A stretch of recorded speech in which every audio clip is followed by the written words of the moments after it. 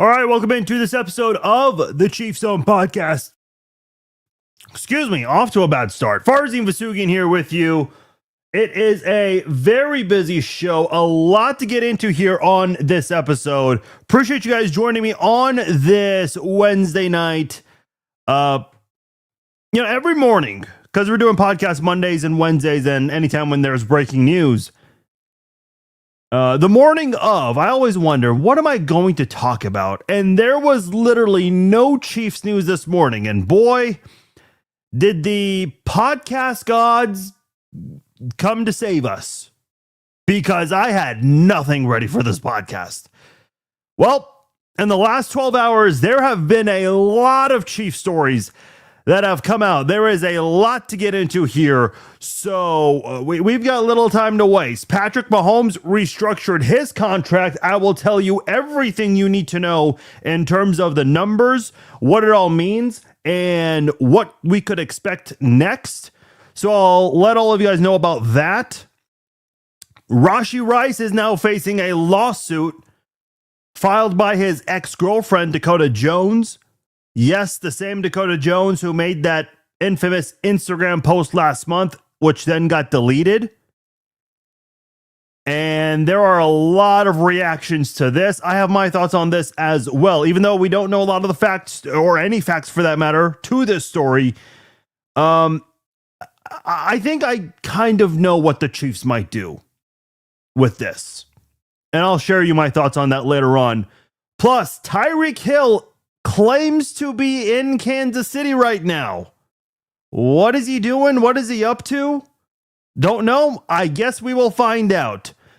We've got a lot to get into here. This podcast is brought to you by SeatGeek. That's where I go to for all of my sports ticketing needs. The football season may be over, but the NHL, NBA, college basketball seasons, they're all going on right now. Plus, baseball will be starting up very soon. You guys want to catch any of the action, all you've got to do is go to SeatGeek. And if you're a new customer, use my promo code Farzin. That'll save you $20 off your first order from SeatGeek. Go to SeatGeek.com, get your tickets at checkout. New customers, enter my promo code Farzin. You'll save $20 off your first order from SeatGeek. Brad beat me to it. I had it on the top of my rundown. Just a friendly reminder. We have a huge announcement Friday, 12 p.m. Central Time. This is in regards to the first ever live Chief Zone. I am excited to reveal this. I don't like secrets. I am not good at keeping secrets. So this has been a very challenging few weeks. I mean, this has been in the work for months, but we started finalizing things a couple of weeks ago, and we are going to announce this on Red Friday. I wish I could announce it now.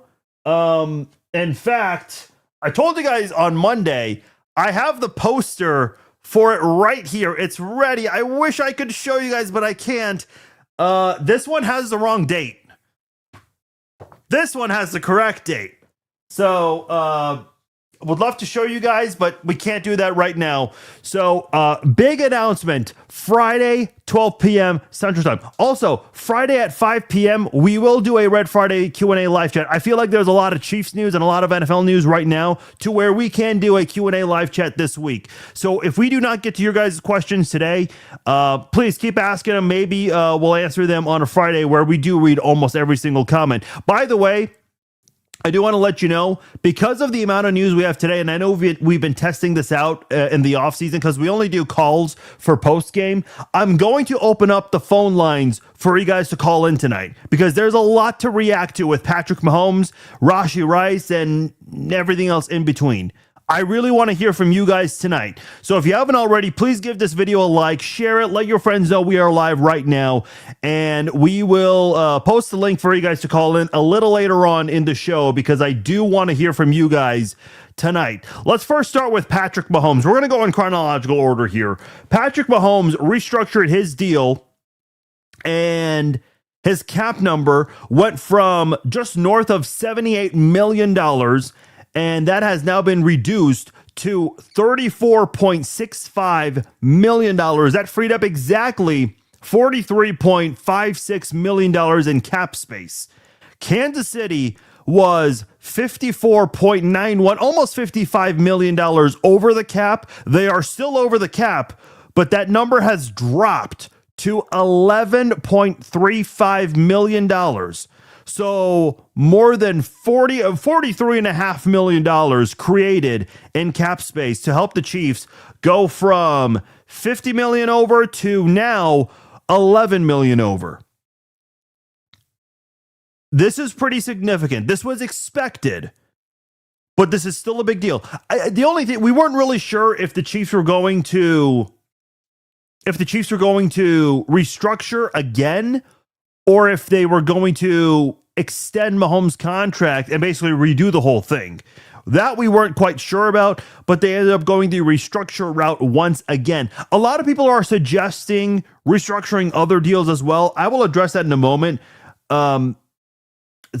You're treading, bad territory there if you go that route.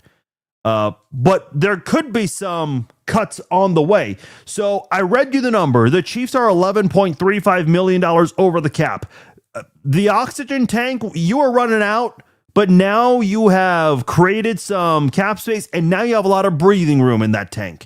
That is pretty big. That's a huge deal. Now, what will the Chiefs aren't done.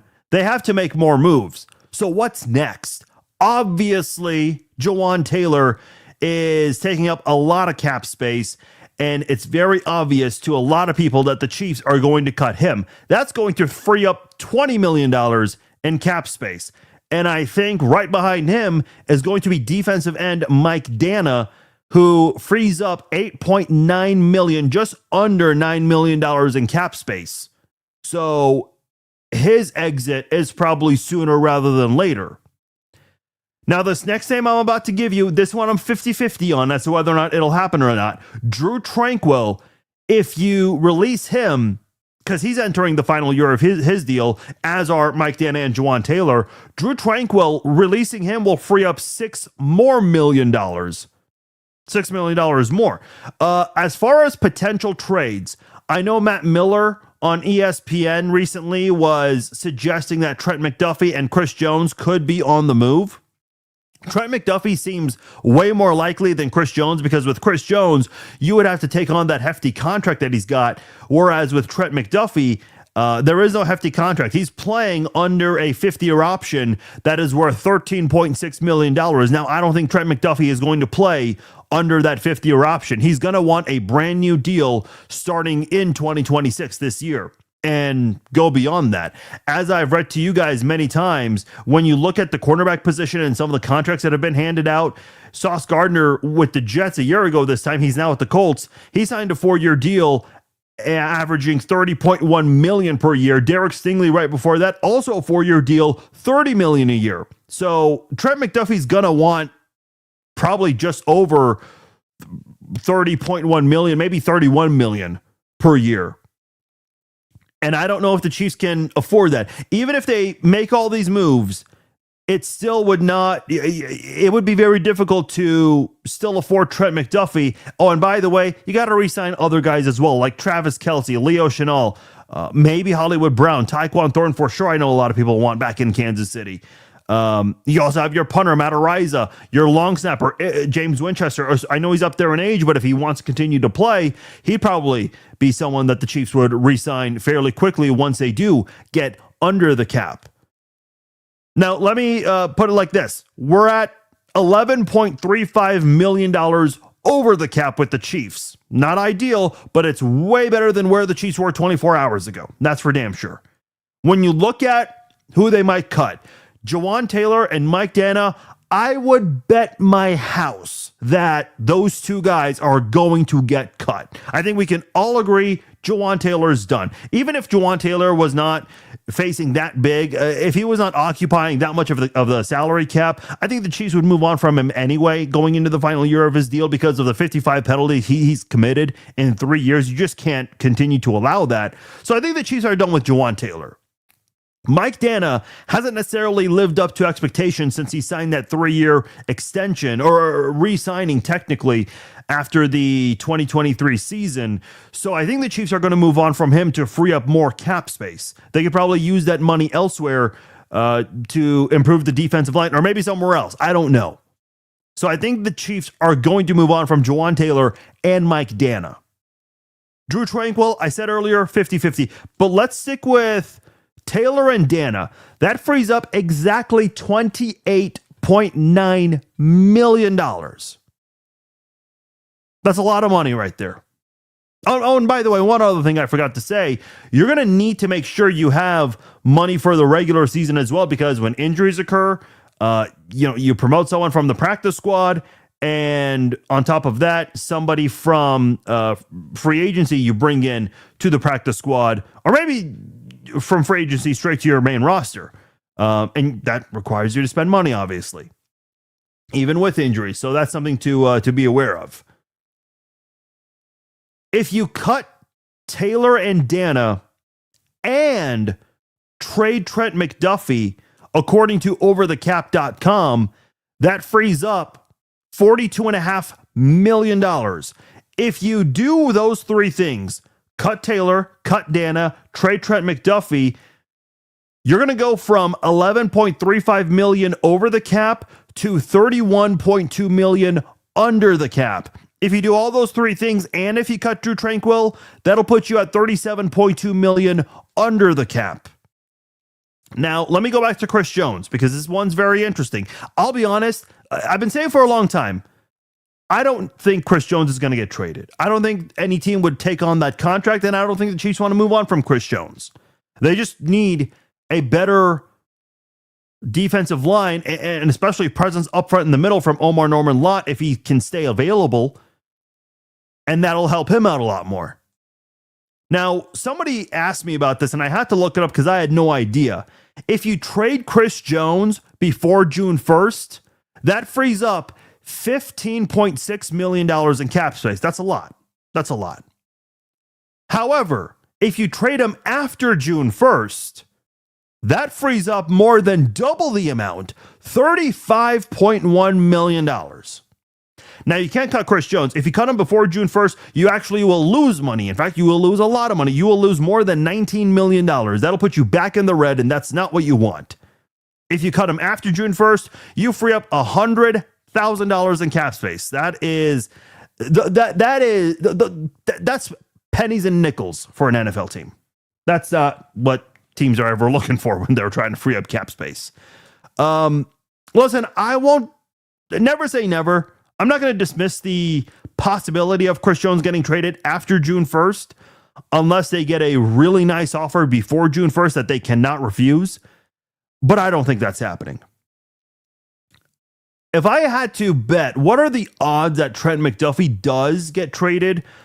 I would say there's probably a 70% chance that he's going to get traded. I know a lot of people don't want to hear that. Somebody was asking me on Twitter, and listen, the nice part about social media, there are some people who can interact and have a conversation with. Somebody asked me on Twitter, and I thought this kind of came off maybe aggressive, but it didn't really come off that way, especially when I responded. We were able to have a level-headed conversation. He asked me, why do people want Drew Tranquill cut? And I said, no one wants Drew Tranquill cut. The reason it's being tossed out as an idea is because the Chiefs need to free up cap space, not just to get under the cap, but they need to free up a lot of cap space so they can re-sign guys and try to have some activity in free agency, as well as have some money left over for during the regular season when injuries occur. That's why cutting Drew Tranquill has been a suggestion. Again, we love Drew Tranquill. Did he have the best season this year? No. But you'd still rather have him than let him go. Same with Trent McDuffie. No one wants to see Trent McDuffie go wear another team's uniform. The same reasons why the Chiefs traded Tyreek Hill several years ago, L'Jarius Sneed a couple of years ago, Joe Thuney last year. They didn't do it because they just didn't feel like keeping him around. I mean, they had cap limitation. Somebody commented today and said that the Patrick Mahomes restructure is proof that the salary cap is a myth. No, not quite. Because if that's the case, then why have the Chiefs traded guys over the years? And they might trade another one this offseason in Trent McDuffie. I mean, these moves are happening for a reason. So at the end of the day, this was expected, either a restructure or an extension or completely just a new contract for Mahomes. I guess they're going to kick the can down the road once again. We'll see what they do next year around this time.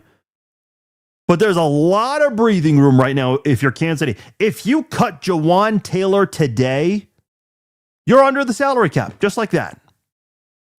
And here's the most important thing to keep in mind, and I don't think this has ever happened in the NFL, but according to the NFL's website, if an NFL team is not able to comply with the salary cap and get under the salary cap by the new league year, which I believe is March 13, I'll look that up to be sure, then the NFL will cut players for you.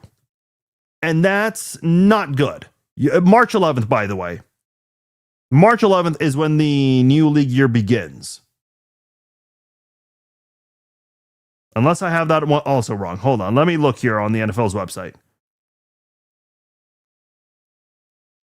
New league year and free agency begins 3 o'clock Central Time, March 11th. So apologies. It is March 11th. Something else ends on March 11th, which is not important to any of us. So what do the Chiefs do? I know a lot of people are talking about running back. See, Matthew already beat me to it. Do they sign Breece Hall? Do they go after Kenneth Walker, the Super Bowl MVP, who is not expected to receive the franchise tag? Breece Hall, there are some rumors about him receiving the franchise tag. Travis Etienne Jr., I saw ESPN put together the top 50 free agents and what the best fit is for all of them. And ESPN mentioned that Travis Etienne would be a great fit in Kansas City. They can either do that, but do you wait and see if Jeremiah Love falls to you in the NFL draft? See, this is going to be a very interesting offseason because I think we can all agree that the two biggest needs right now for Kansas City, edge rusher and running back. And I think cornerback is also going to be up there because, well, really all of defense, all of the secondary, because Brian Cook might be moving on unless they re-sign him. I would imagine he's going to re-sign if the Chiefs can free up some cap space. But the quarterback position, there are going to be a lot of guys that might be moving on. Jalen Watson, Josh Williams, Najee Johnson, Trent McDuffie might get traded. We'll see. But there's a lot of work to be done there. Leo Chenal's another guy you got to re-sign. Unless you want to let him walk and move forward with Jeffrey Bossa. That would be a very interesting decision. Now, edge rusher is a pretty significant one. When you look at free agency right now and the edge rushers out there, not necessarily the greatest set of names. You have Trey Hendrickson. I don't know if you can afford Trey Hendrickson. You also have Khalil Mack. Not what he once was, but still does play very well. Then you have Joey Bosa. Then you have Hassan Reddick. I mean, a lot of these guys, the four guys I've mentioned already, Hendrickson, Mack, Reddick, and Bosa, all of them are above the age of 30. You have Malcolm Kuntz from the Raiders. Don't know if that's necessarily the significant name. And listen, stop suggesting the idea of trading for Max Crosby. That is not happening. The Raiders would never do that unless the Chiefs gave up a first-round draft pick for the next 5 years, which is unrealistic. Danico Autry from the Texans. He's significantly up there in age. The Von Miller, another guy up there in age. I mean, he's available. Joseph Osai. I know he's more remembered for that hit out of bounds on Mahomes, but, you know, he's done some good things as well. But a majority of the guys I've mentioned are on the wrong side of 30. Now, listen, Khalil Mack, he's still played well for a few years now. Trey Hendrickson has played at a high level. Now, is he happy in Cincinnati? Obviously not, if you've paid attention to anything. So what do the Chiefs do? Because not all of those guys, in fact, a lot of these guys are not going to play for a discount. They're just not. Trey Hendrickson wants the bag because it could be his last time before he calls it quits in the NFL. He wants one last big deal. He's 31 years old. Khalil Mack's about to turn 35. Do you bring in Khalil Mack? Is he someone who can help you out for a year? Is that someone you look at? As far as draft picks, I mean, we've already discussed this. The running back position, you've got Jeremiah Love. With edge rushers, you have David Bailey and Reuben Bain Jr. I think between the two guys, Reuben Bain Jr. and David Bailey, I think only one of them will be available by the 9th pick. If they're both gone before Kansas City picks at 9, I would have to think Jeremiah Love is then available at 9. If neither of those three are available, if none of those three are available, that puts the Chiefs in a really rough spot. What do you do with the number 9 pick? I would say trade down. Now, a lot of people are suggesting for the Chiefs to now look at wide receivers more than ever. Wide receivers, there have been some mock drafts out there that have suggested the Chiefs to take a wide receiver. Now it feels like that might be a very serious thing with Carnell Tate from Ohio State, Micaiah Lemon from USC, and Jordan Tyson from ASU. Those are the 3 wide receivers who are expected to go in the top 15 of the NFL draft. And this, of course, is going to transition to us talking about Rashee Rice right now. In case you've been under a rock, Rashee Rice is getting sued by his ex-girlfriend, Dakota Jones. Now, let's go in order with all of this here because that matters right now, and the context behind all of this matters. Dakota Jones last month put an Instagram post accusing Rice of domestic violence. There were about, give or take, 20 photos of bruises on her lip, her face, her leg, pictures of things broken inside the house, such as a dresser, a closet, holes on the wall. I mean, it was not a pretty scene. Some bad things went down in that house. Now, it is very important to note, there were never any pictures nor videos. All of them were pictures. There were no videos, but there wasn't anything in that Instagram post that showed Rashee Rice did all of this. She was just she was basically claiming that he did all this. And again, I want to be very clear here. We did not see him do any of this. Here's where things got interesting in that Instagram post before it got deleted. In the comments, Rice's someone who is believed to be Rashee Rice's grandmother fought back and said that she and her family have proof that she's lying and that she's looking to make money out of this. Then Dakota Jones' friends pushed back against Rice's grandmother, saying they have proof that Dakota Jones is telling the truth. Well, if she has proof, why not show that to the police? That's something I'm wondering. Or maybe what they seem to think is proof, maybe the police did not believe to be proof. Then about a couple of days after, that post got deleted. Why? We don't know why. Until today. My guess is Dakota Jones' attorneys said, take that down, we'll handle this in court. Because a lawsuit has now been filed by Dakota Jones and her legal team. The lawsuit claims that Rice, quote, continued to repeatedly assault Jones over the course of their relationship, which, from reports I've seen, has been an 18-month relationship. She is the mother of his kid. I don't know how many kids they have together, but at least one. So she is the mother of that one child, 2 if there's more.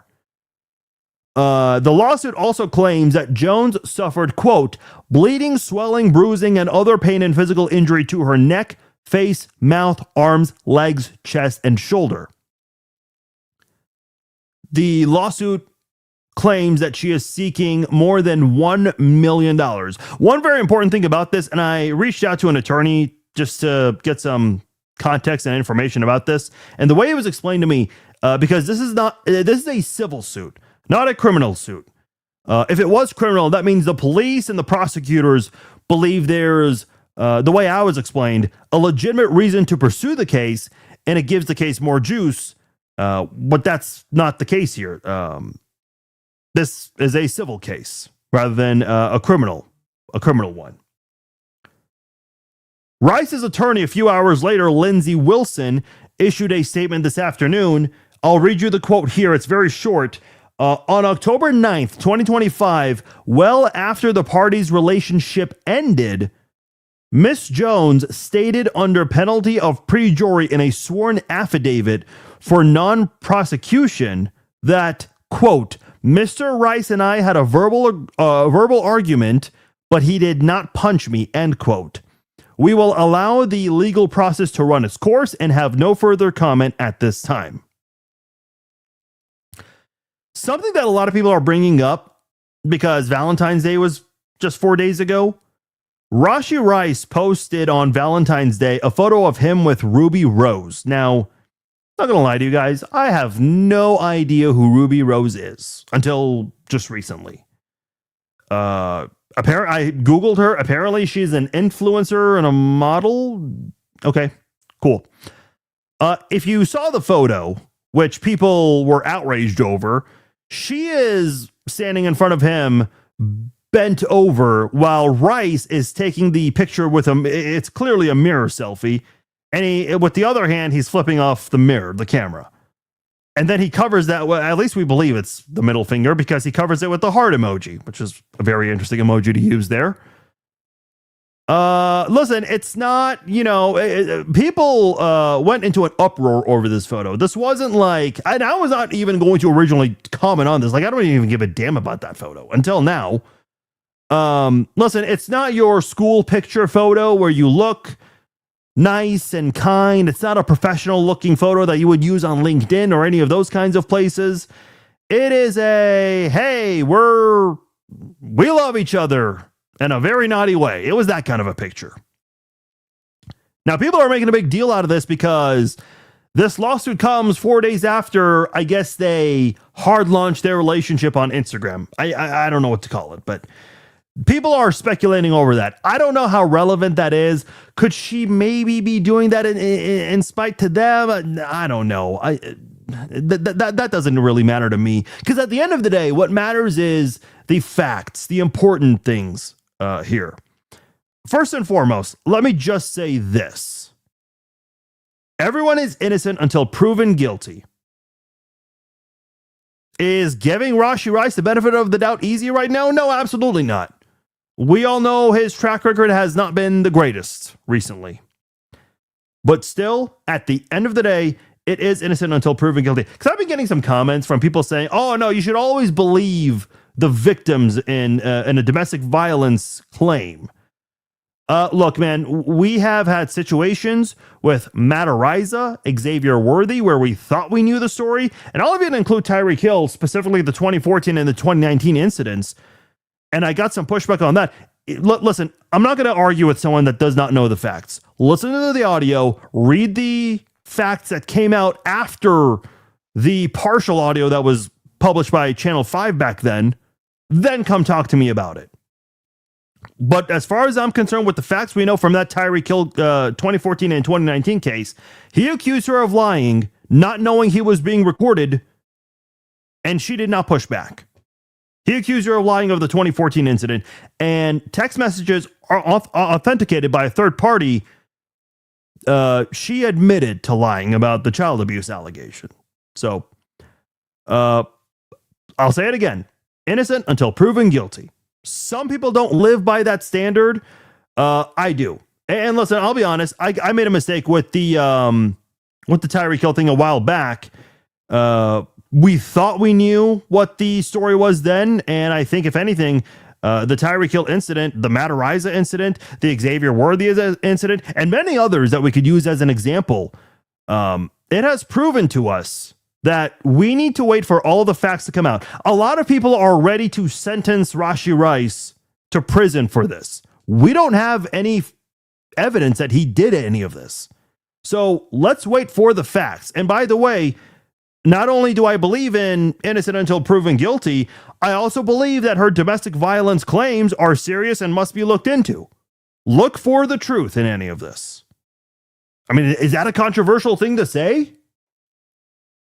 Everyone wants to just jump to conclusions with things. Oh, there's a headline and this person's suing, this person cried, this person made a post.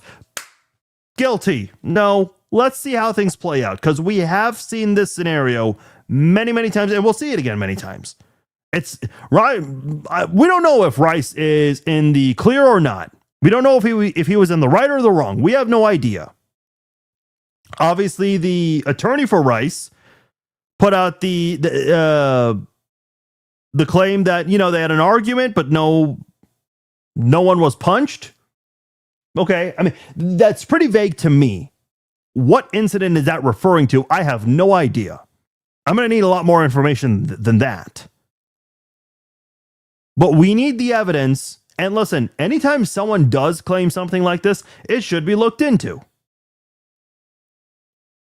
You can have both stances.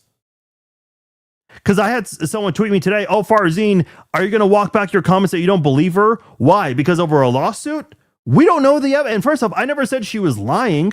I have no reason to believe she's telling the truth or lying. All I've ever said was we do not have any concrete evidence. Her showing pictures of a broken closet, holes on the wall, broken dressers, clothes being thrown all over the floor, bruises on her body. None of that is evidence. We don't know if that was really Rice, somebody else, or self-inflicted to try to frame Rice. Like, we don't know any of that. That's why we need to wait for the evidence before jumping to conclusions. Listen, some of you guys are guilty before innocent type of people. If that's how you roll, good on you. I'm not going to convince you to change your mind. All I'm telling you is I'm an innocent before guilty kind of guy. Now, at the end of the day, there's still a football component to all of this. So here's my question. What happens? And here's a question I have for you guys tonight. Has Rashee Rice played his last game with the Chiefs? Some people seem to think so. First off, the Chiefs are going to let this play out until there is evidence or if Rice confesses to any of the claims. And if either of those things come up, that is when the Chiefs will take action, which would more than likely result in him getting cut. Now, something to just keep in mind with Rashee Rice right now, because he's kind of turned into a player that's a headache at this rate. And by the way, if you guys want to call in about this, we have the link right there in the chat. I'll share it again later on. Rashee Rice played 16 games his rookie season, plus the 4 playoff games that year, on the road to Super Bowl 58, winning Super Bowl 58. In 2024, he only played the first 4 games. And then he missed the rest of the season due to injury. He played 8 games last year due to a 6-game suspension to start the season, plus an injury that sidelined him for the rest of the year. So he has missed 25 games combined the last 2 years due to injury and suspension. That's not good. I mean, listen, there are teams that will hold it against players if they're constantly injured. Rice has had a couple of injuries by now, and I know one of them was a friendly fire between him and Mahomes, but he had the concussion late last season. Who knows how much of that was the Chiefs just saying, hey, look, we're just going to sideline you because the season's over, practically. But on top of that, the suspension from the race driving accident, which, by the way, that whole case has been closed. He still has to serve his 30 days in jail, and I still pay $1 million, which I do want to get into the $1 million part. But, I mean, he's got to serve his 30 days. But from a football standpoint, it's been closed because he has served his 6-game suspension. Now, that same offseason, something went down between him and a photographer at a club, allegedly. We don't really have any information on that. And now you have this domestic violence accusation with his ex-girlfriend. It's adding up, man. Listen, people don't just constantly find themselves in bad situations on accident. I know a lot of people feel like those who go out often to bars, clubs, whatever, they're the ones who constantly find themselves in these kinds of situations. I don't necessarily agree. Listen, Travis Kelce, before he became the superstar that he is now, Travis Kelce was frequently going out and about in Westport, PNL. I mean, people posted pictures and videos of him back then. And that was when social media was fairly big at the time, 2014, 15, 16. It's even bigger now. But Travis Kelce was out and about at Westport, rubbing elbows with anyone and everyone, taking pictures with fans.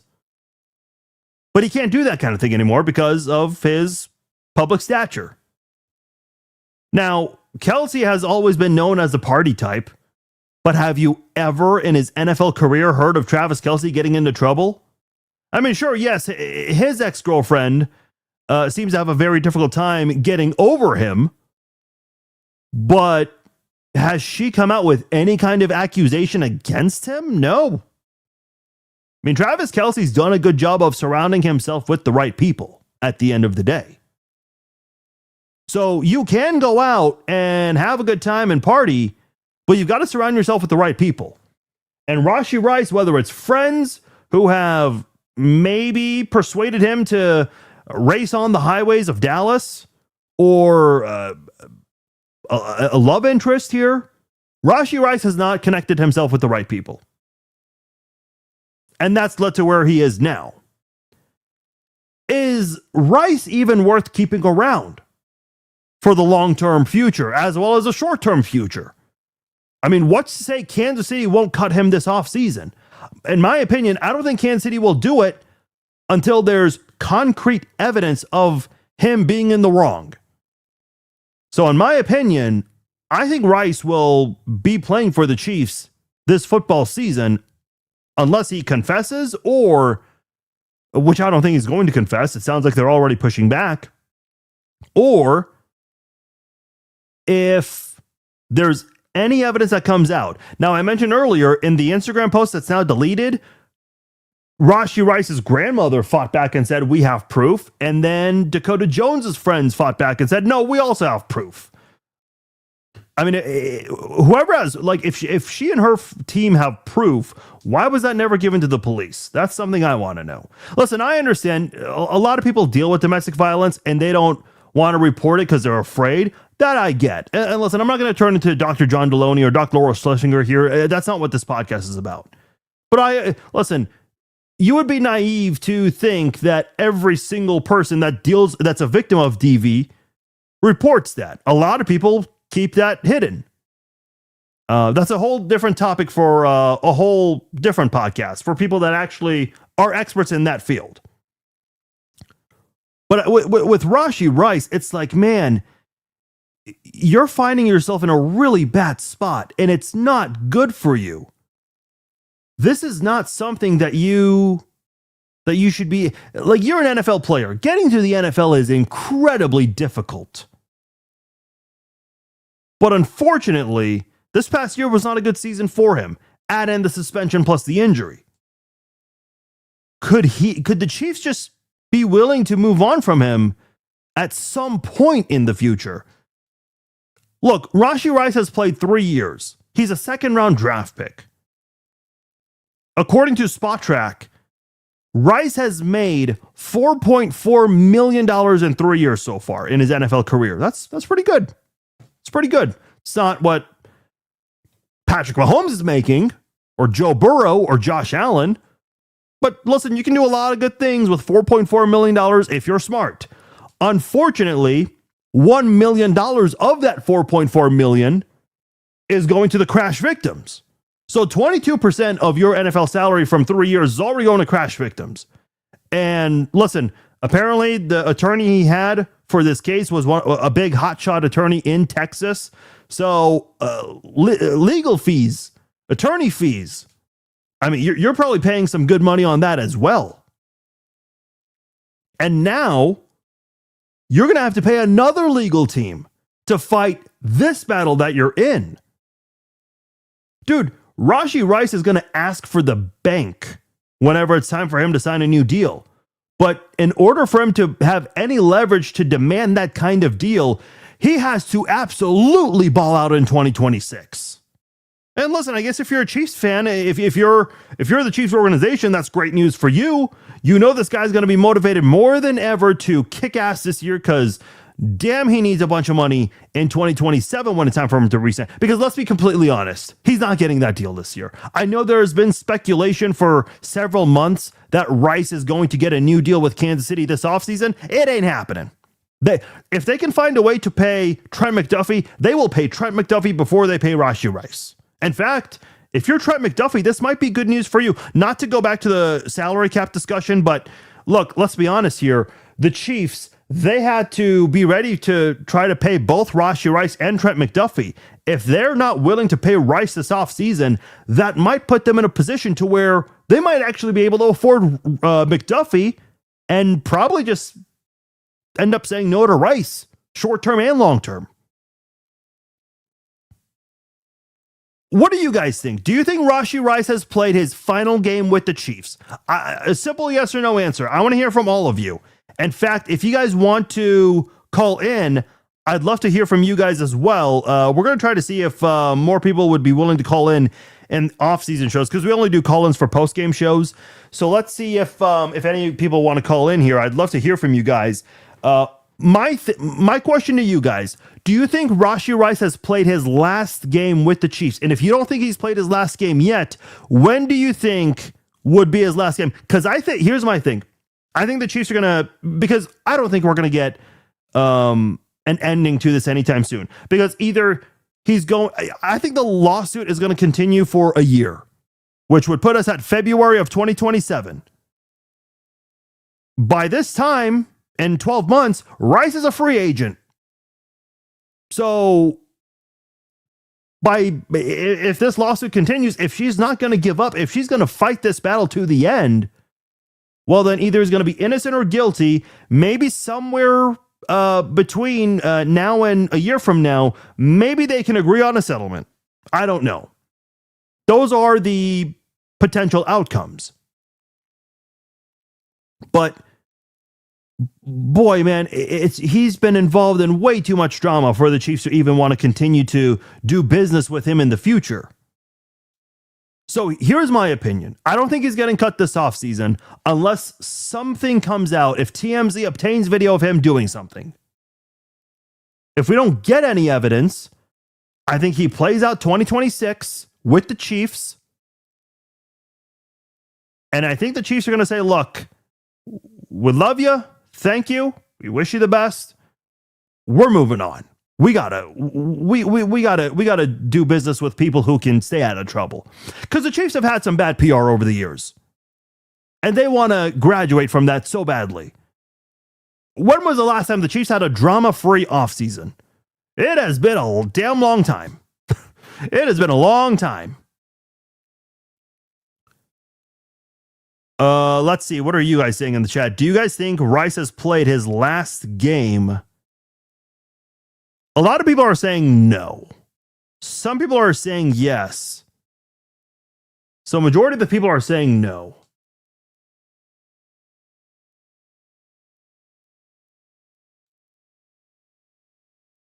Okay, so a lot of you guys think that he has not played his last game with the Chiefs, and I do agree with that. However, now tell me if you guys agree or disagree on this. I do think 2026 is Rice's final season, regardless whatever comes out of this lawsuit.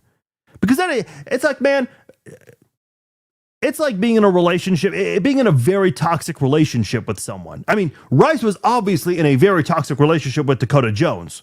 Clearly. I mean, it's led to a lawsuit. The Chiefs do not want to be in a toxic relationship with any of their players to where they might regret giving someone a contract down the road. You don't ever draft someone, you don't ever pay someone big money just for them to get into trouble, and you basically are in trouble, and maybe you still have to pay them because they're constantly involved in drama. Like no team ever wants to go through this. And the Chiefs have gone through that many times.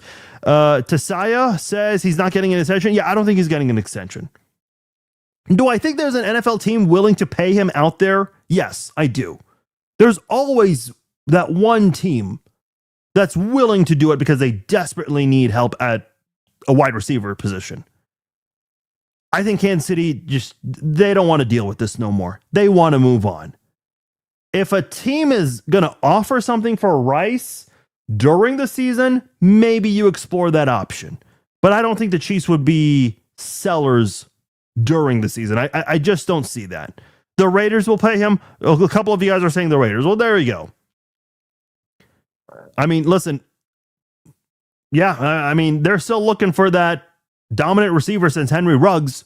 Devontae Adams was a very, very short term. I don't even want to call it a solution or a replacement, I guess. That he did not last long at all in Vegas.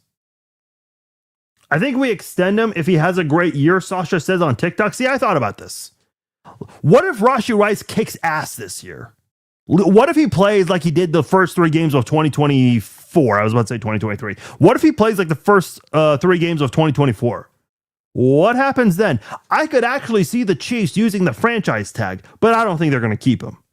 They'll use the franchise tag to try to trade him. Now, usually teams are more in the know than we are about a lawsuit if a player is going through one. And if they hear that there's not a lot of good things coming out of it, then they might just not even franchise tag him even if he has a good season. See, I've thought about that. I don't know what would happen if he has a great year. What do you do then? Is he worth franchise tagging and then trading away? Is the juice worth the squeeze at this point? I don't think it is. I don't think it is. Speaking of wide receivers, Tyreek Hill posted on his Snapchat. You know when you post on Facebook, Instagram, Snapchat in your stories, and you can put your location where you are. Tyreek Hill posted on Snapchat today, and in his location, it says Kansas City. Oh boy. Oh boy. Listen, Tyreek Hill the past couple of years has been posting a lot of pictures of himself in his Chiefs uniform, talking a lot about the Chiefs. When Kareem Hunt came back, he posted about it. When Eric Bieniemy came back recently, he posted about that. Tyreek Hill has definitely kept his relevancy in Kansas City with fans on social media. That's for damn sure. Look, we already went over this on Monday. The Chiefs are already dealing with a player in Rice who's got off the field issues. Tyreek Hill has been dealing with a lot of that recently. Look, I told you guys on Monday, I don't think it's worth bringing back Tyreek Hill. I don't think it's worth a reunion because of the off the field drama he's constantly involved in, as well as he might be asking for a lot of money still, even coming off that brutal knee injury. Which, listen, speaking of that brutal knee injury, I mean, that knee is shattered. It is a devastating knee injury to where there are multiple torn ligaments. Now, is an 80% Tyreek Hill still better than a lot of receivers out there? Yes, but is it going to be worth what his price tag might be?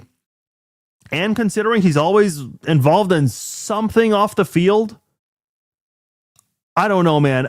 Listen, I know the offense has not been great these last few years, but you've made it to a Super Bowl 3 years in a row without Tyreek Hill. That first year without him, the offense was great. Mahomes won league MVP unanimously.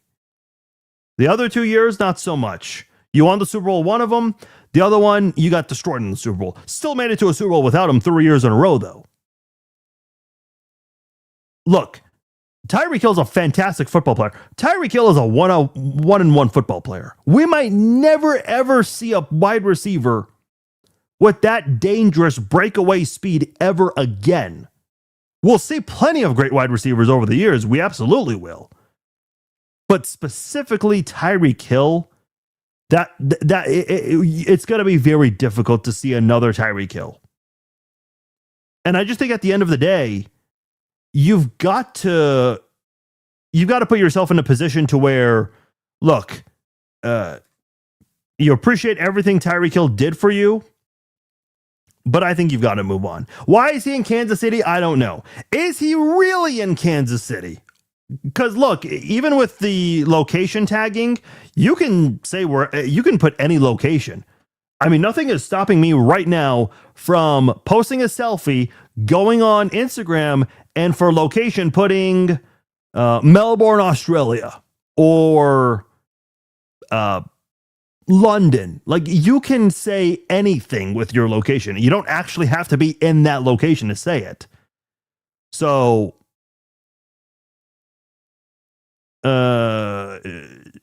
Hill ran his mouth. Yeah, I don't really think the Chiefs care about that. I think, listen, more than anything, the off the field trouble is just too much right now. Plus that injury. I mean, that knee just twisted.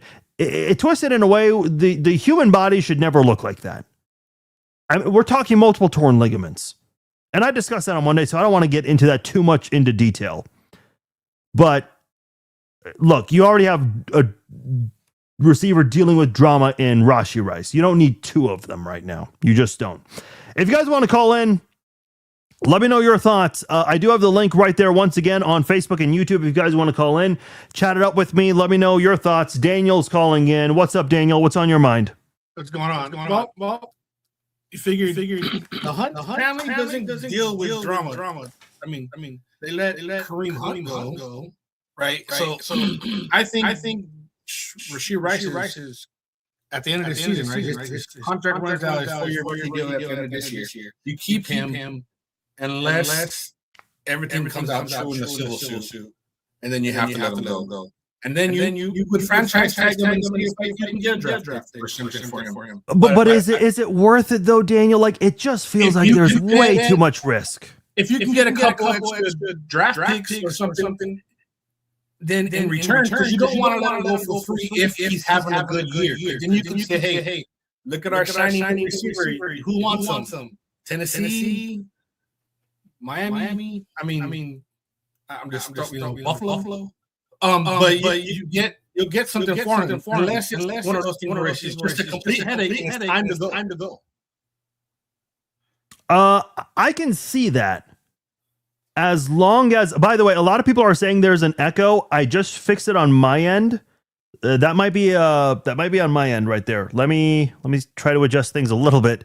Let me know if the echo is fixed. I tried to fix it because Daniel sounds great in my headphones. Can you hear me now? No, I hear you. I think it's the viewers that echo. Yeah. So we'll see if the chat can maybe update us on that. Look, I do agree.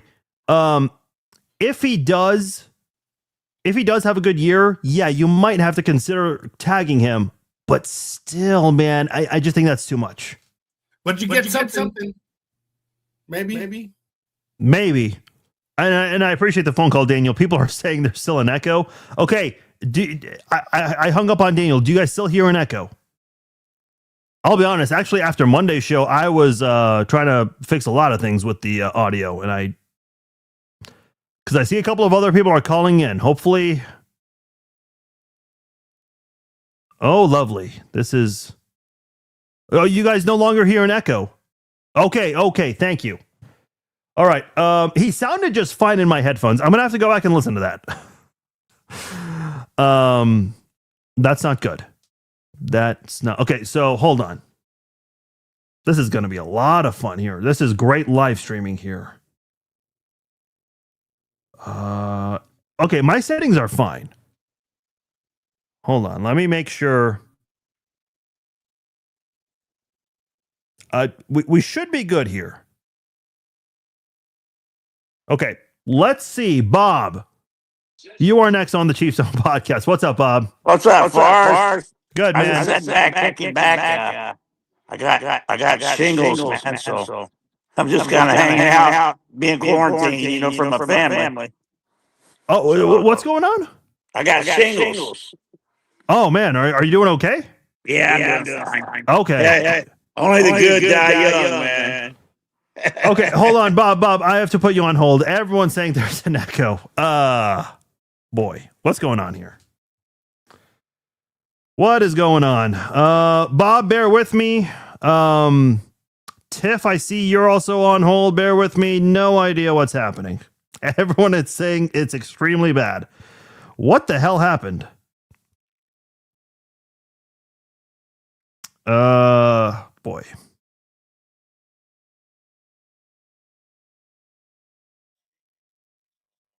I'm just gonna hang out. Oh, that is brutal. That is, you guys were not lying. That is that is bad. Why is that happening? Oh man, I don't even, hold on. Let me hold on. Everyone type 3 in the chat. Just the number 3 if you hear me.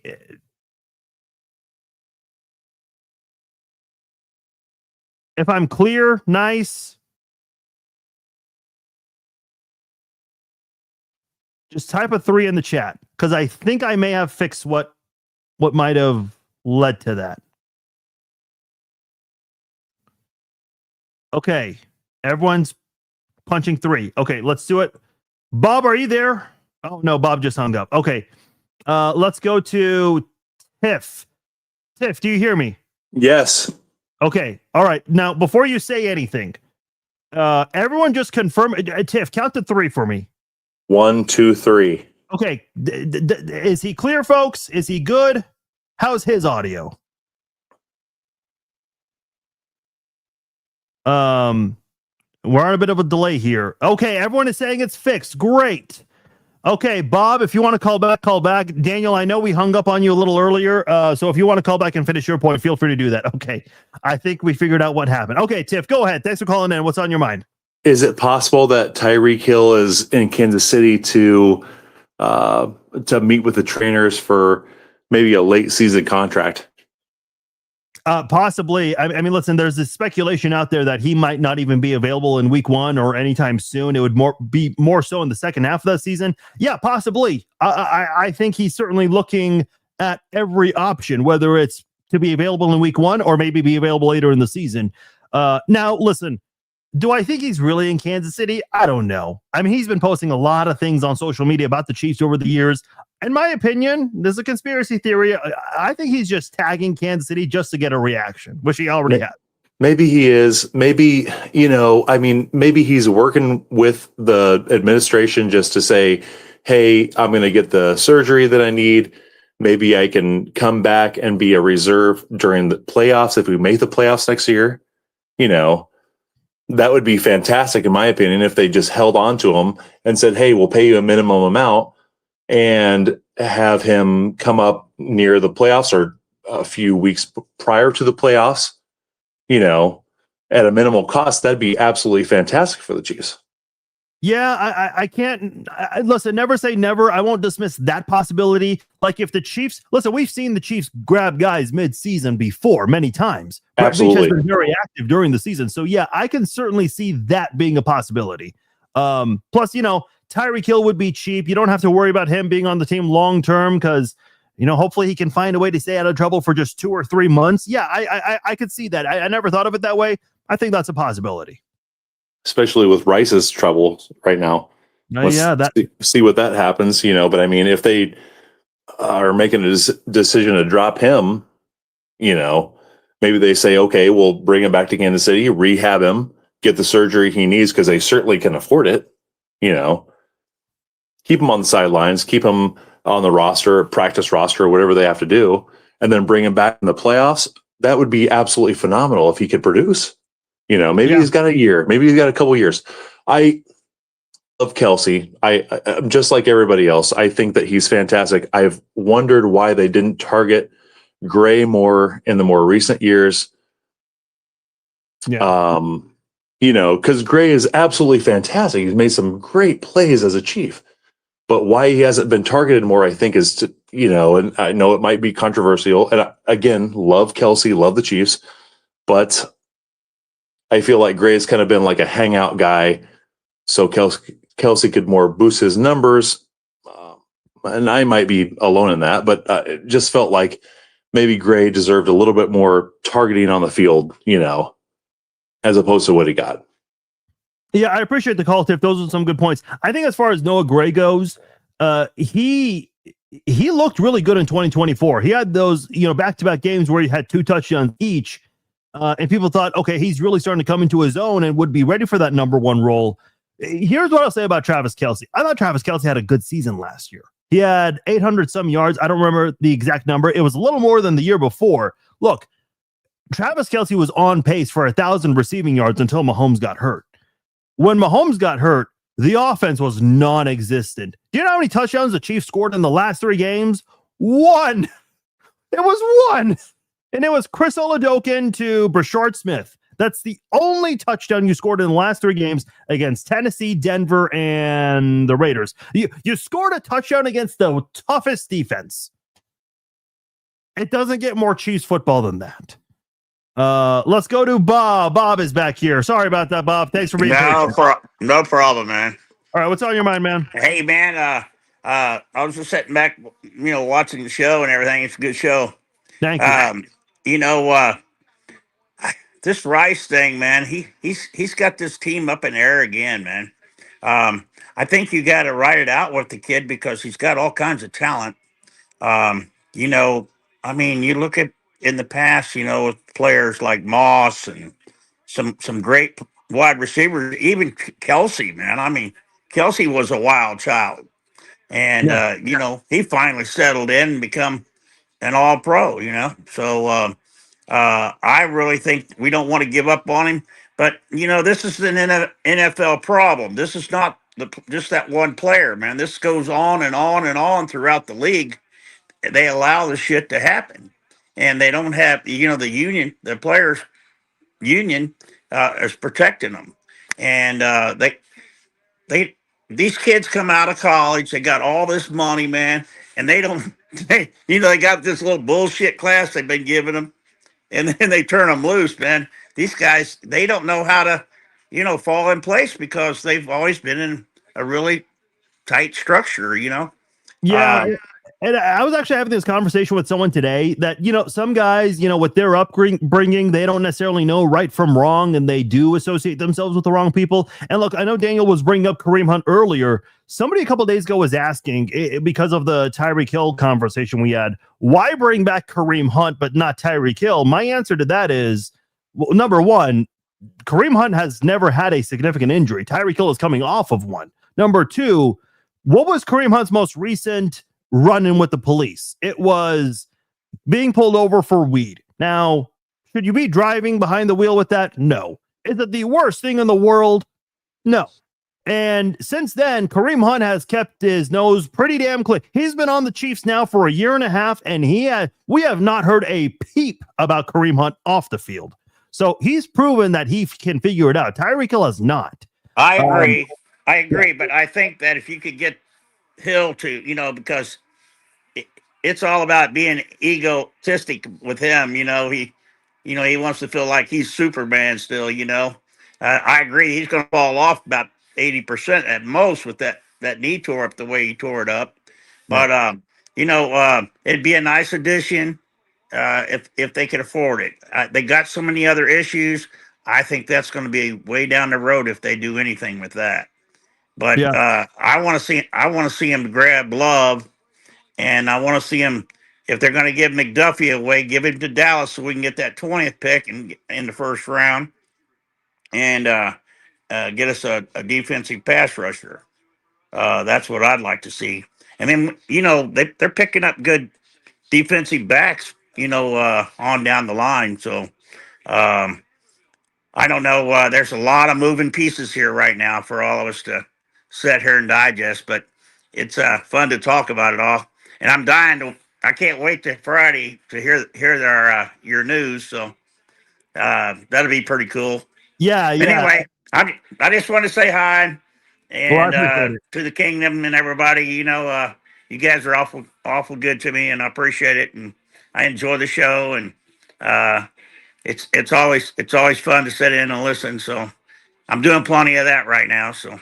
Well, I appreciate that, Bob. And hey, you take care of yourself, and you get well soon. And hopefully you'll be at the live show. Yes, we are going to announce that Friday, 12 p.m. Central Time. I'm going to get to his comment about the defensive backs later. But to just stick to his point, yes, listen, I've said this millions of times. So if you've listened to me a lot over the years, you've heard me say this. The NFL used to have the rookie symposium where the rookies attended. They sat their asses down and they listened They listen to coaches, players, where, you teach them about life, money management, life management, staying out of trouble. Did it work? I don't know. I don't know if it worked because we continue to see players get in trouble. I know there was a period of time, I want to say about 10, 11, 12 years ago, it just felt like every other week an NFL player got arrested for a DUI. Like there was a very serious issue with that several years ago. That seemed to now get taken care of. You don't hear a lot about DUIs anymore. Now, you do hear about domestic violence incidents, unfortunately. And listen, in Kansas City, you've had a lot of incidents. The one with Britt Reed, Xavier Worthy, and what really happened in that one. Why was he arrested? At the end of the day, we don't really know. Isaiah Buggs, which, listen, I'm not bugging out, no pun intended, over that, because that guy was a reserve player. He had 2 incidents with alleged animal cruelty, and they let him go. The Rice thing, multiple Rice incidents, Tyreek Hill with the audio and the drama with his ex-fiance. Like, there's been a lot of that over the years, and I'm sure I'm forgetting 1 or 2 more with Kansas City. Justin Ross, another one I forgot. Kansas City's trying to distance themselves with all of that. I know with the Hunt family, it is very important to them that they have good character people. And listen, not that any team wants bad character players on the team. Nobody does. Nobody does. And look, at the end of the day, you cannot be a helicopter parent to 53 players on your team. You just can't. But if you're Andy Reid, Brett Veach, Mark Donovan, Clark Hunt, somebody has to say something to these players. And look, I don't know when you do it. Do you do it in OTAs? Whenever people are gathered together in person, or do you do it in phase 1 when it's all remotely done? And I believe that'll be the case this year again. Or do you do it in training camp? Because I know Clark Hunt addresses the team at the beginning of every training camp. And whenever you have a chance to get everyone together in the same room, someone's got to speak up and say, look, we got to be honest with you guys. It's no secret. We've had a lot of guys get in trouble off the field in recent years. We need to cut that shit out. And I don't know who is the right voice for that. I do know when Andy Reid speaks, everyone's paying attention. He has everyone's attention. When the owner of the football team is speaking, you can bet everyone's eyes and ears are wide open. No one's interrupting Clark Hunt or pushing back against him. But I just feel like at this point, you owe it to yourself, if you're Kansas City, do additional research on these guys.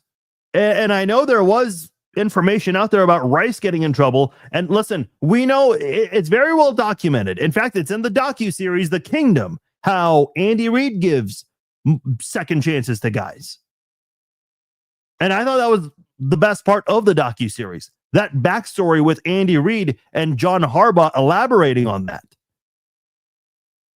And I think we learned even more about Andy Reid because of that. But listen, Andy Reid's in his mid to late 60s. At some point, you get too old for dealing with that kind of stuff with players. You can't let that go on over and over and over again.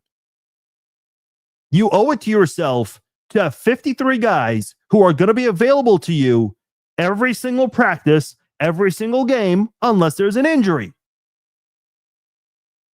We've seen a lot of guys get in trouble here in Kansas City, and that needs to stop. That really needs to stop. So hopefully that gets taken care of by the Chiefs front office. If you guys want to call in, we'll still be doing the podcast for a few more minutes. I appreciate those who called in, and I appreciate everyone being patient with the audio situation there. So especially for those who called in and stay patient. So appreciate you guys doing that. A couple more notes here before we sign off here. The Kansas City Chiefs have added another assistant coach to their team. This one's a late addition, one that we were not expecting. Former Dallas Cowboys defensive pass game coordinator Andre Curtis has joined the team. Now, It was reported that he's going to be the defensive backs coach and the safeties coach. Just to be very clear, Dave Merritt is still on the team as the defensive backs coach. He's going to be working very closely with Dave Merritt, and his primary position will be with the safeties. He won Super Bowl 42 with the New York Giants. If you recall, that's the one where Eli Manning had that, crazy play where he evaded all those Patriots defenders, found, what was the name of that? David Tyree, that's who it was. And then he ended it with a touchdown pass to Plaxico Burress. And he was the defensive quality control coach from 2006 to 2008. And then he was the defensive backs coach for the Rams from 2009 to 2011. Who was the connection there? Steve Spagnuolo. He had worked with Steve Spagnuolo before, worked with Spags with the Giants, and when Spags got the head coaching job with the Rams, Andre Curtis followed Spags over to St. Louis back when the Rams were there. So, and I know Spags at one point went to the Saints. I don't know if this is right around the same time when Spags coached the Saints. I'll look that up real quickly. But he has worked with Steve Spagnuolo very closely over the years. So Spags was the Saints defensive coordinator in 2012. And Andre Curtis went to New Orleans as well. So he has worked with Spags very closely for multiple teams. So that is good to see. That kind of familiarity is always nice. So for him to reunite with Spags in Kansas City, I'll take that. You'll always take that kind of familiarity on a football team. That can always go a long ways. So Andre Curtis, who has been, let me go back to Andre Curtis. He was the defensive pass game coordinator for the Cowboys last year. He's never been a defensive coordinator. Looking at his history here, but he's been coaching a lot of defensive positions, linebackers, edge rushers, secondary. He's been doing mostly secondary since 2009, ever since he joined Spags, when Spags got that head coaching gig with the Rams. So there he is.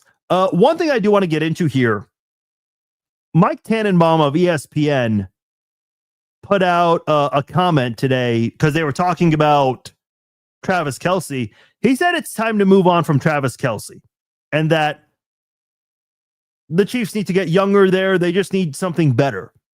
Well, first and foremost, and I said this earlier in a call with Tiff when he called in, Travis Kelce's numbers were better this year than last year.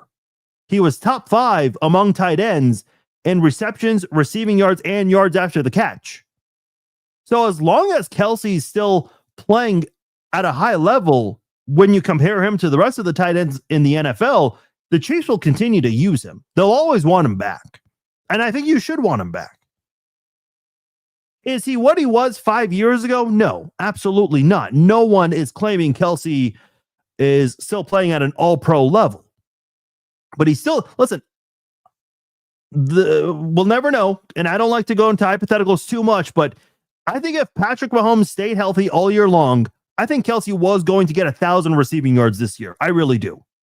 But unfortunately, we never saw that. And I mentioned earlier, you only got 1 touchdown in the last 3 games without Patrick Mahomes. The entire offense shut down. Kelce was barely a factor in these last 3 games because he played with Chris Oladokun, Gardner Minshew, Shane Buechele in the last 3 games.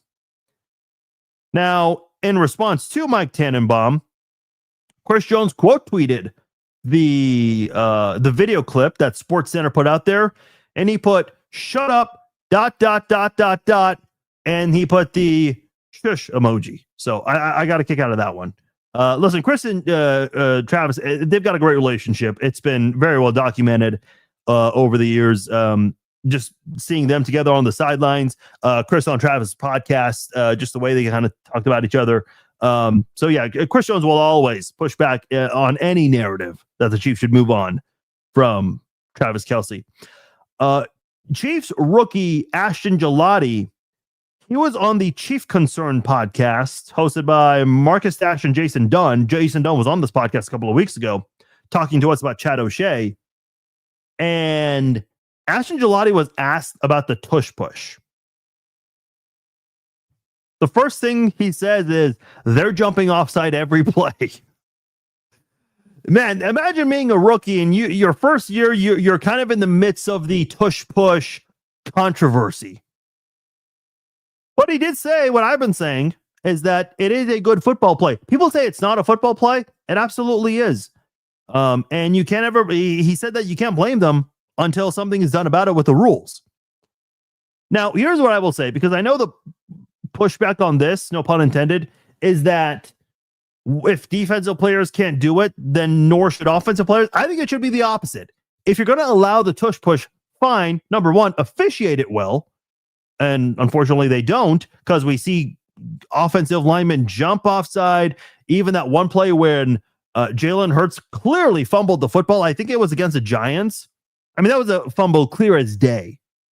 Like if Marcus Mariota, like that Marcus Mariota fumble against Kansas City was controversial, this one was just as bad as that. 100% bad. So Gelati made that comment, which I thought was pretty funny. He also talked about how he's expecting to train with Tamba Hali, doing the jiu-jitsu, and Tamba Hali has, of course, been training a couple of current Chiefs.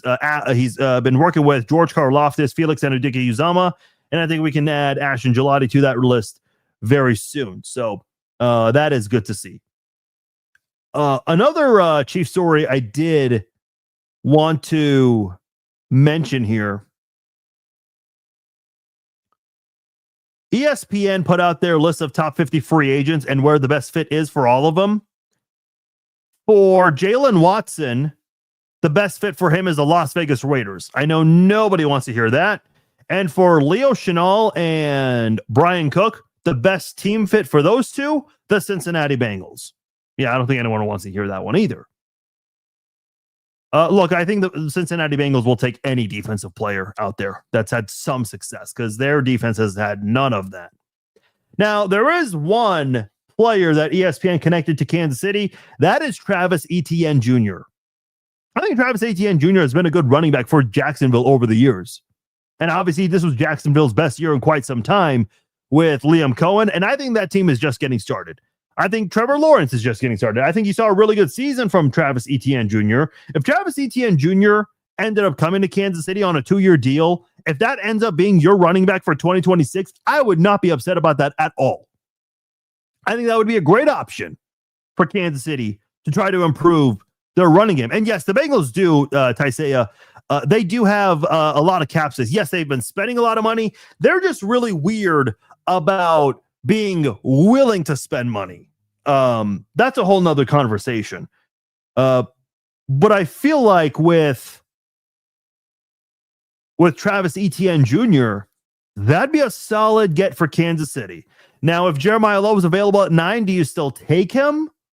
Probably not. I think the Chiefs really want to bring back Kareem Hunt, and you can do it for a cheap deal. But boy, Travis Etienne Jr. would be a nice addition for this offense.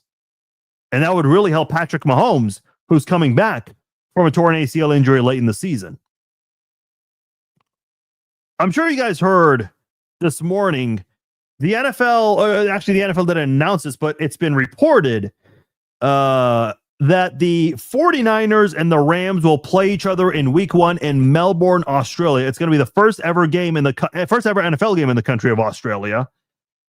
And this might even be a Wednesday game, which is kind of weird. That's going to be really weird. However, that's not going to be San Francisco's only international game. They're also expected to play, according to reports, in Mexico. Now, Mexico's in North America, so it's not going to be as distant of a travel situation there. But what are we doing at this point? And I know we've had teams play 2 international games in the same season before. It's usually done in back-to-back weeks. But how many games are we taking out of the United States of America? Like, is the Premier League sending their biggest and best games to Arrowhead or to SoFi or to MetLife? How many games do we feel the need to play internationally? I know Roger Goodell's goal is to have every team play an international game every year, which I think is absolutely ridiculous. Brad says 38,000 travel miles for the 49ers this year. Yeah. Look, that's not good. You want to talk about player safety and then do this? How can you look at anyone with a straight face and talk about player safety when you're having them travel so much? Do I think the Chiefs will be doing an international game? Antoinette's asking. Probably. Clark Hunt was on the international committee, the chair of the international committee. And he is still, even though he's no longer the chair, he's still a big proponent of these international games, which I don't agree with. So yes, the Chiefs are going to have their international game probably this year. Look, I'm not a fan of this stuff. I'm not. Do I like those Sunday morning kickoff games? Yes. We end up getting 12 to 13 hours of NFL action. But I don't like that it's in London or Germany, wherever. Man, keep the games in the United States. Look, I will never fault a business for wanting to do anything to get more money at the end of the day. But if you're the NFL, how much more money do you really, really, really need? I mean, come on. We all know the Hunt family got the biggest gift from the state of Kansas for the headquarters and the stadium deals. Like, the owners are already making a lot of money. Do you have to make more with the price being that we have international games? Man, I hated it 11 years ago when the Chiefs sacrificed a home game in London to play the Lions. I hated that. I did not like that at all. Keep the games at Arrowhead, at Allegiant, at SoFi, at State Farm, Mercedes-Benz, all these stadiums. I'm just not a fan of these games. Keep them in the United States of America, please. All right, that'll do it for this episode of the Chief Zone podcast. I appreciate everyone commenting, calling into tonight's podcast. A reminder, there will be a Red Friday live chat this Friday, 5 p.m. Central Time. Now, 5 hours before that, we have a massive announcement in regards to the first ever Chiefs Zone Live. For those of you that live in the Kansas City area, I hope you guys can make it fit with your schedule. For those who live outside of Kansas City, I certainly hope you guys can make arrangements to be here for that event. Would love to see and meet all of you. This is going to be a very exciting event. Tickets for this will not sell out. And I know that sounds very odd, but it'll make much more sense when we finally provide all the details on Friday at noon. This is when we get to share who we're partnering with. I think you guys will be very excited. In fact, I'd be willing to bet a lot of you have never even been to this event before. Some of you probably have. Some of you probably have not. And this is going to be a great opportunity for us to do our first ever Chief Zone Live. We could not have asked for a bigger venue than where we are going. Now, we won't be able to do a Chief Zone Live at this venue every single time. In fact, we want to branch out and go to different places. We've had people reach out. Brad says T-Mobile Arena, not quite, but I can tell you we are. This will not be too far from T-Mobile Arena. By the way, T-Mobile Arena is in Las Vegas, but you meant T-Mobile Center. I knew what you meant. We're not going to be too far from T-Mobile Center. This is huge. It's going to happen in late March. So that's coming up very soon. So make plans if you need to. I will give you all the information you need for tickets, and we will also announce the special guests who will be joining me for that Chief Zone Live. We're starting a little small here, and we're going to learn from this. And we're already having conversations about a second live show. And listen, like I said, businesses have reached out. That is a huge compliment in and of itself, and I appreciate those who have been doing that. I can't wait to reveal it. I am terrible at keeping secrets. I want this out now, but it will be shared very, very soon. I'm excited to reveal that to all of you. I appreciate you all being supportive. The reason we're making this happen is because you guys expressed interest in this. I will say this, the company that we are partnering with, they pitched this idea to me. Listen, hand to God, this was their idea. And I remember when they pitched me this idea, I just looked at them and I didn't even say anything. And they thought that I thought that this was a bad idea. But in my head, I was already thinking of logistics. I was already thinking visually what it would look like. And it's coming together. We have agreed on a deal. It's been finalized. I've been wanting to do a live podcast for a very long time. And I feel like this year is the right year to start doing that.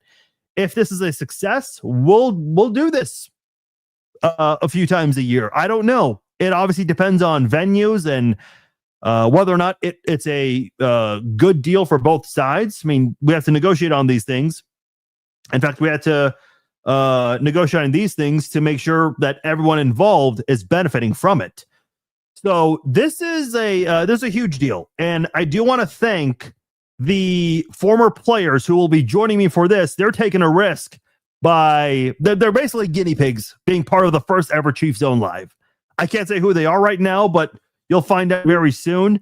And it means a lot that they are willing to trust me on this, as well as the company in the venue that is also willing to trust me on this.